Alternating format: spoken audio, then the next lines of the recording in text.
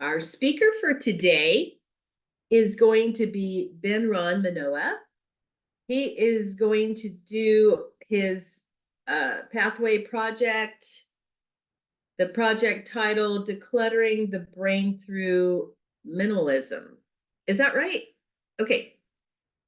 Speech introduction. Essentially the same speech. Oh, he's doing the same speech for the second time. That's what we do. So for his pathway, he's going to do the speech again. Take it away, Benron. Thank you. Thank you, Madam Toastmaster, fellow Toastmasters. In the spirit of minimalism, which was last week's theme, I will be sitting down and trying to incorporate as little of your feedback as possible. One such feedback was, do not repeat jokes. So yeah, I will definitely not be repeating a joke. Thank you all. No, I'm kidding. I hope I got you guys with that one. Let's do this a better way. Madam Toastmaster, fellow Toastmasters, thank you very much and welcome. Today, I will be speaking about minimalism and how we can actually use it to declutter our brains. Yes, sometimes less can be more. How, when, why? Let's find out together by bringing back that delicious example from last time. I see you all are drooling. Yes, I'm referring to the pizza. So imagine once more that you have standing next to you a personal chef making the best pizza for you. He just handcrafted the dough, he made the perfect sauce, and in front of you, you have every single topping imaginable. Let's imagine now just that perfect, delicious, savory pizza and how it's going to come to fruition in the oven. What toppings are we going to put on? If you're like me, we're starting with the vegetables. Some mushrooms, some peppers, and since we have it all, we're going to go crazy. Both black and green olives. I know. And what else can we put on? Some tomatoes? Maybe you're those weirdos from Hawaii who want to ruin the pizza and put pineapple. Sure, let's add some pineapple. What about the meaties? Some tuna, pepperoni. Eventually, we can put so many toppings on and just keep going that what we'll end up having is not a pizza. Oh, my friends, it'll be something very strange that maybe once resembled a pizza, but it'll end up being something that even the garbage disposal will have a hard time swallowing. How does that connect to our minds? Well, our brains are like a supercomputer. In fact, they're the strongest supercomputer known to even exist. But there's one problem. Even a supercomputer can have a meltdown.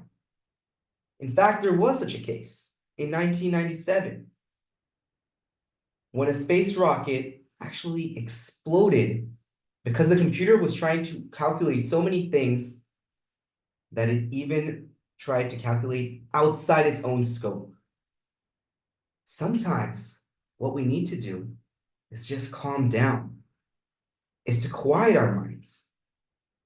But I want to take it to even one more step and go even more practical for us. So I want to ask you, have you ever had trouble making a decision and then it cost you? For example, have you ever tried to figure out what you want to wear that it took so long you were late to an occasion? Ladies, well, what about more serious issues, like a financial investment? I can share from my personal experience, I had a financial investment that I just took so long trying to figure out every single detail, I missed it altogether. Well, you're not alone. In fact, it even has a term for it. It's called paralysis by analysis. And just like the name suggests, from overthinking and overcomplicating things, we end up paralyzed and not being able to move forward, hence no action and therefore no results. And that's just a bummer. What can we do? Well, we can quiet our minds.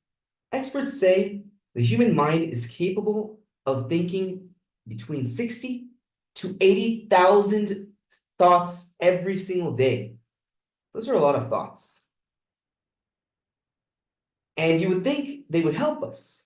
But when it comes to making a decision, all these thoughts having too many, just like the toppings on the pizza, just end up hurting us in the end because it ends up paralyzing us, which is why it's important to declutter our minds and have left only one thought, the strong one, the one thought left standing, which is the true us, the real thoughts, that small intuition, the little voice whispering in our ears. But how do we hear it? Ladies and gentlemen, I want to leave you with one challenge. It's called box breathing. And it's so powerful that it's even taught to Marines in life or death situations. You inhale for 4 seconds, hold for 4 seconds, exhale for 4 seconds, and hold for 4 seconds. And you do that 4 times. And then you quiet your mind. And that's how you're left with that one thought left standing, the real thought, which is what you wanted all along. And you can make that decision. Ladies and gentlemen, by next week's meeting, I want to challenge you to try it just once when you're having a hard time, when you feel stressed, when you don't know what to do. Go for the box breathing. No one will notice.